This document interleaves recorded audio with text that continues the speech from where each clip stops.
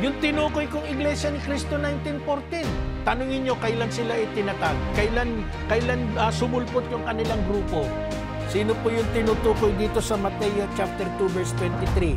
Ang ating Panginoong Jesucristo. Purihin ang Panginoon, mga minamahal kong taga-subaybay. Muli ay maraming salamat po sa inyong pag meron po tayong sinight na babasahin.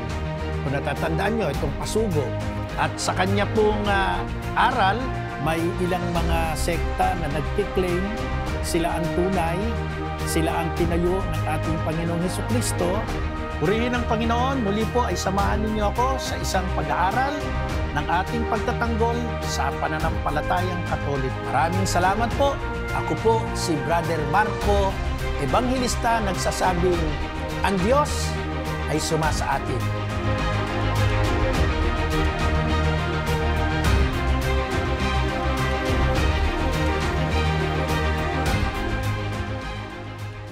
Purihin ang Panginoon. Muli, maraming salamat po mga ginigiliw na taga-subaybay sa inyo pong panunood at pagtangkilik sa ating programang Defend the Faith dito po sa Emmanuel TV Network. Ako po si Brother Marcos, si Ebanghilista.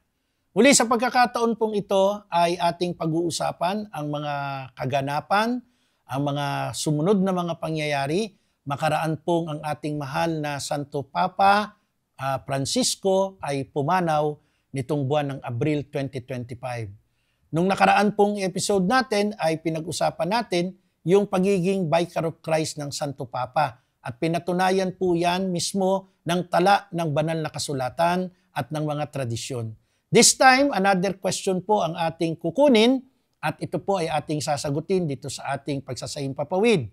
At ang katanungan po ay, ang paghahalal sa bagong Papa, ano po ang proseso at ano po ang mga patakaran para talaga pong mapili ang nais ng Espiritu Santo nang walang brasuhan, walang pakiusapan, walang suhulan, at walang dayaan?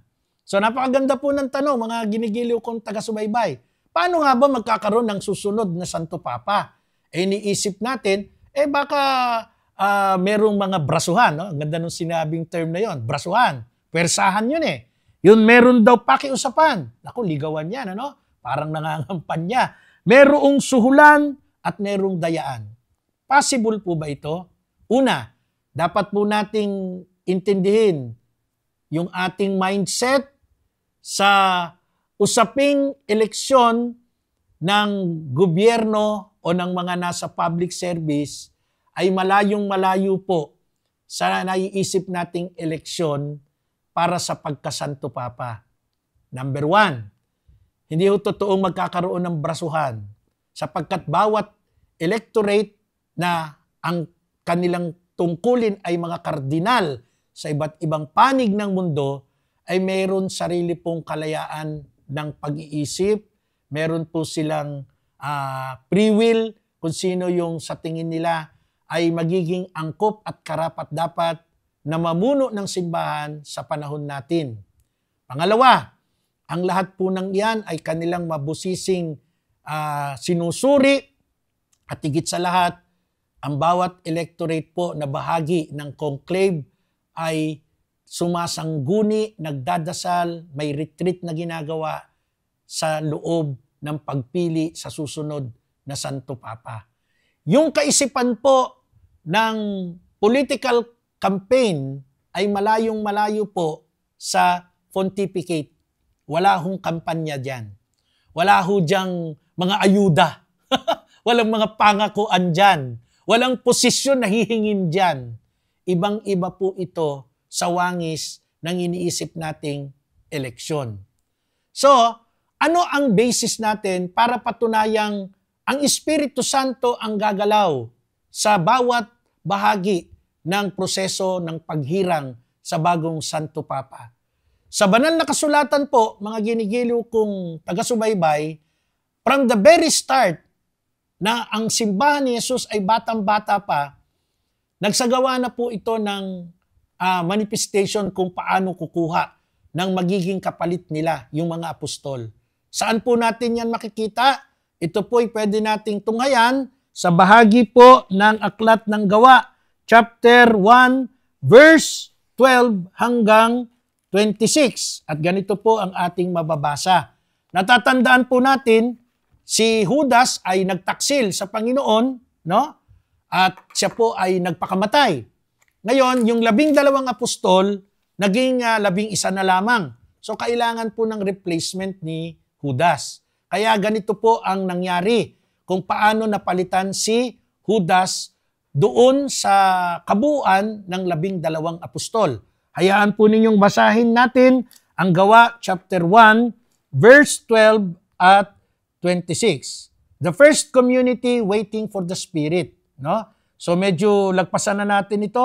Ang sabi ng verse 15, in those days, Peter stood up before the assembled brothers, numbering about 120, and said, Brethren, the scripture had to be fulfilled that the Holy Spirit revealed through the mouth of David concerning Judas, who served as guide for those who arrested Jesus. He was one of our number and was granted a share in this ministry. So puntahan po natin yung susunod na mga talata para ho mas mapaigsi lamang natin. Dito po sa verse 12 ng Gawa chapter 1, ang sabi, o verse 21, therefore, it is necessary to choose one of the men who have accompanied us during the entire time that the Lord Jesus lived with us, beginning from his baptism by John until the day when he was taken up from us. For he must become a witness with us of his resurrection. So, they nominated 2 candidates. Meron nun 2 kandidato na pagpipilian. Sino po sila?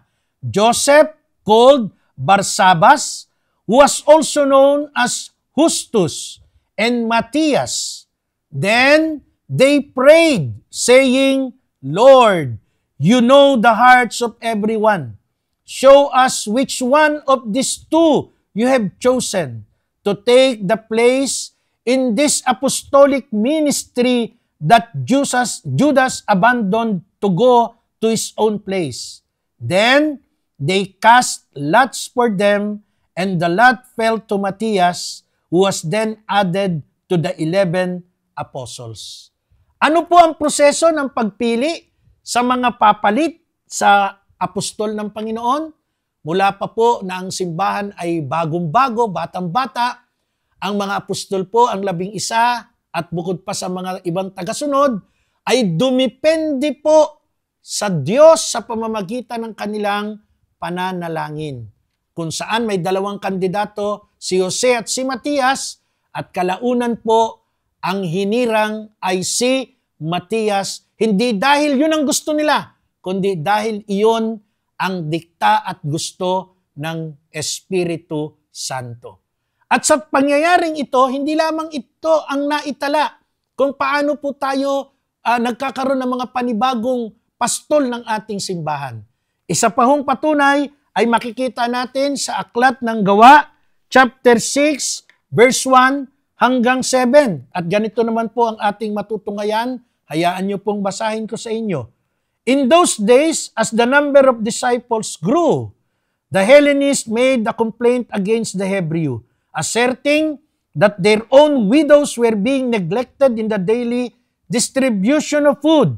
And so the 12 called together the entire community of disciples and said, it is not right for us to neglect the word of God in order to wait on tables. Therefore, brethren, we direct you to select from among you 7 men of good reputation, men filled with the Spirit and with wisdom, to whom we may assign this task. We will then be able to devote ourselves to prayer and to the ministry of the word. The entire community found this proposal to be acceptable, and they chose Stephen, a man full of faith and the Holy Spirit, together with Philip, Prochorus, Nicanor, Timon, Parmenas, and Nicholas of Antioch, who was a convert to Judaism, Then they presented these men to the apostles who prayed and laid hands on them.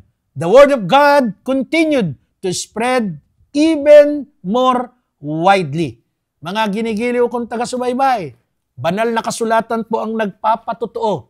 Paano po pumipili? Paano po nagkakaroon ng kahalili ang mga shepherd ng ating simbahan?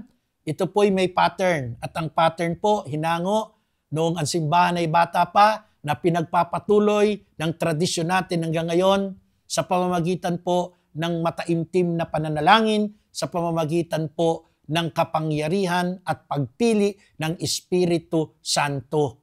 Kaya sa panahon natin ngayon ay medyo hindi ho angkop yung kumakalat sa social media na yung ibang mga tao ay nagpo-promote. Gusto namin, karapat-dapat maging papalbil dito si ganitong kardinal. Hindi po. Wala po tayong karapatan. Kahit sino, hindi pwedeng magsulong ng kandidatura ng kung sino mang kardinal sapagkat ang Espiritu Santo po ang gumagalaw sa pamamagitan ng mga pananalangin ng mga electorate natin, ang mga kardinal sa iba't ibang panig ng mundo. Alam niyo po, ang tawag dito ay conclave. Ano po yung conclave? Para mas maintindihan po natin. Ito po'y galing sa wikang Latin, no? Ang ibig sabihin nito ay may susi o nakapinid. Bakit nakapinid? Kasi po, kinakailangan talaga ang mga electorate, ang mga buboto ay may sapat na spiritual na lakas upang gabayan ng Espiritu Santo ang Santa Iglesia, ilagay ang bagong magiging pastol ng simbahan. Alam nyo, nung unang panahon, medyo hindi pa maayos ang pagpili kung sino ang susunod na mamumuno ng simbahan o ng Santo Papa. Inabot po ng almost 2 years and 9 months na walang Santo Papa. Nagkakagulo noon, no? Kaya ho, ito ay nung panahon ng 1268 hanggang 1271. 2 taon, 9 na buwan, wala pong Santo Papang pumalit. Kasi ho, hindi nila alam kung paano nila gagawin, ano ang dapat nilang gawin. Kaya po, ang nangyari, noong panahong apostoliko, ay ipininid po ang mga sumunod na mga electorate, inilagay sila sa isang lugar na ngayon po ay tinatawag nating Sistine Chapel, doon sila inilalagay upang makapagsuring mabuti at manalangin sa Espiritu Santo. No?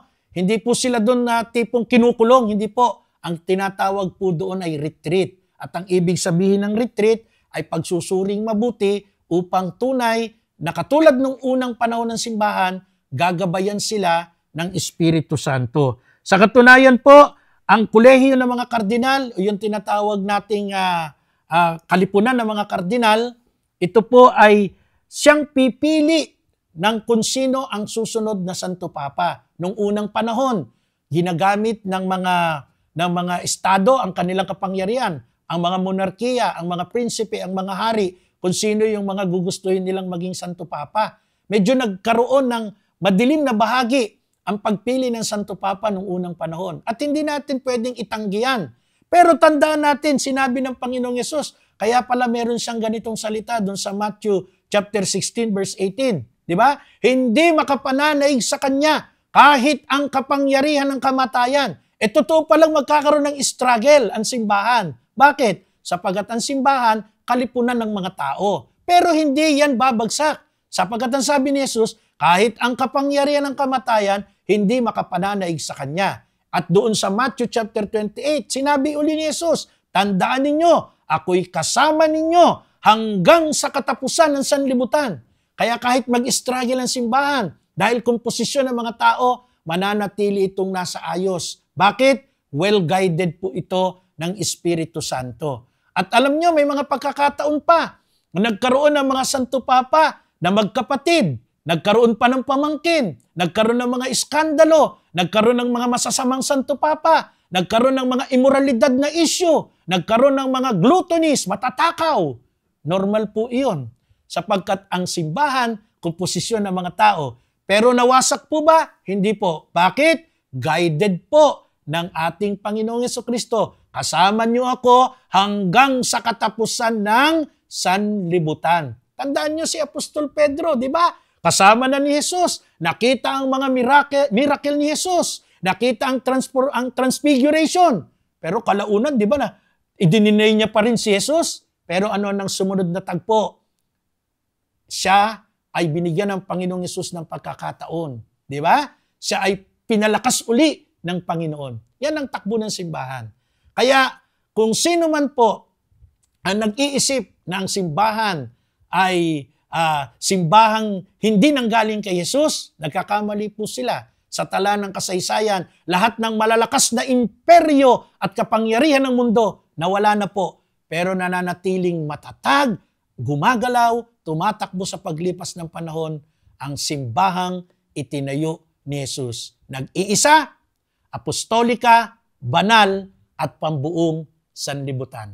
Muli, maraming salamat po sa inyong pagsubaybay hanggang sa mga susunod nating pagtatanghal dito po sa ating programang Defend the Faith ng Emmanuel TV Network. Ako po si Brother Marco Evangelista, laging nagsasabing, ang Diyos ay sumasa atin, Emmanuel.